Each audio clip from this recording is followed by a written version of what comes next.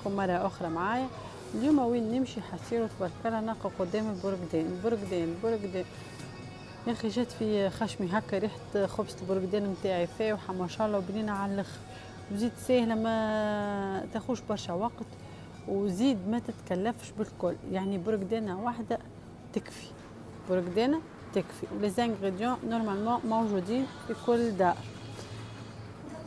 يلا نمشيو نعملوا مع بعضنا خبزة فيسع. يلا نتوكلوا على ربي ونبداو ما نطولش عليكم. كيما تراو في ليزانغريديون ما فيهم حتى شيء.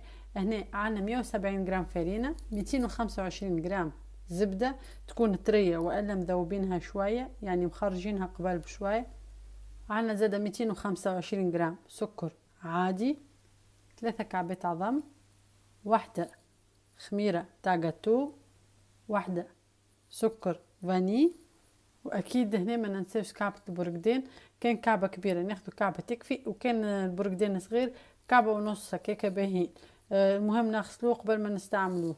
اول حاجة باش نعملها باش نقص كعبة البرقدان متاعنا دي كوب صغار، نحيو منه الابيض هذاك نتاعو، ونحيو منه كان فما قلوب بيان سور ونقصوه.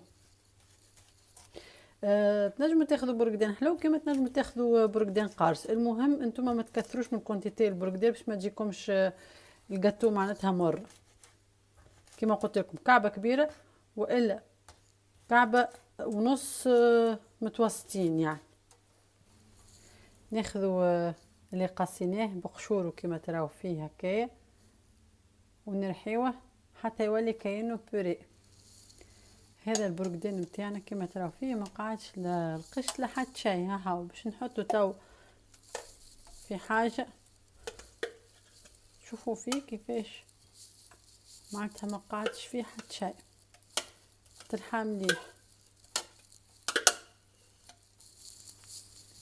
باهي هنا حطيت 3 كعبات عظم مع البرقدان اللي رحيته قبيله. في بالي كنت نصور يا اخي طلعت ما صورتش، يعني ما فاتكم شيء، جوست حطيت 3 كعبات عظم وباش نخلطهم توا مع بعض بشويه بشويه. نبدا نزيد في السكر متاعنا ونخلط.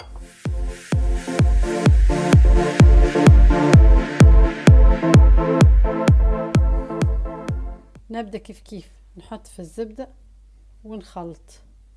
الزبده طريه ذايبه لو ماكسيموم، يعني خرجتها قبل بوقت بالكدا. تحبوا نتوما تخرجوها على دغنيغ مينوت اما تذوبوها شويه باماري.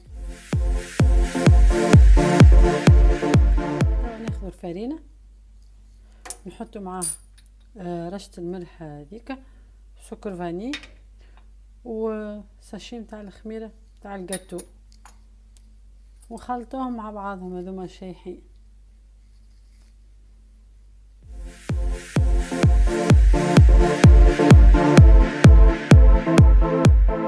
وصلنا للاخر. هذا المول نتاعي دهنته بالزبده، وباش نحط فيه كعبات تاع برقدان في القاع نتاعو، وماهيش حاجه ضروريه، تنجموا نتوما راهو تستغنيو عليها، جوست تجي بريزونطابل يعني ومزيانه وكهو.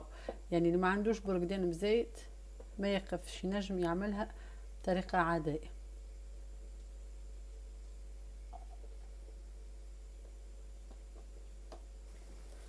توا معليه كان نفرغ الخليط متاعي فوق البرقدان هذاك.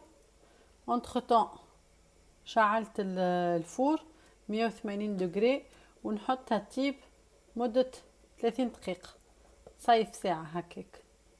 وبالطبيعة ديما نوصي كل فور وكيفاش، كل واحد وكيفاش مستانس بالفور نتاعو، تنجم اقل كما تنجم اكثر شوي، اما هي التوقيت العادي نتاعها 30 دقيقة سي بون.